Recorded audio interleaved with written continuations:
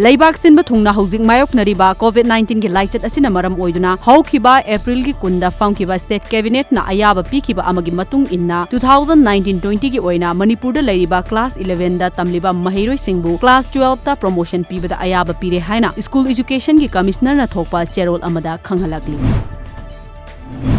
Manipur asi COVID-19 free oiba state ama oirabanina Manipur government na athuba matamda mahi tambagi kanglon ama laingak asina puthok piu haina MSF ki president Sajad Buya mayumna fongdorakli.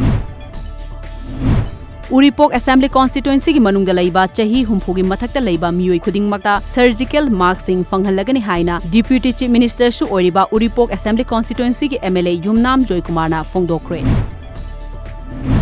Kangla Paugi Paumi Ayekpam Bijit Laifam Tera Laukrakum Laikaida Laibana Masagi Anaba Amadagi ngasi ikhang khanghodana Rims Hospital gi medicine wata laikat naduna laiba sigi mafamda All Manipur Working Journalists Union gi mihut kangbu amana mahaki phibam yengsinkre.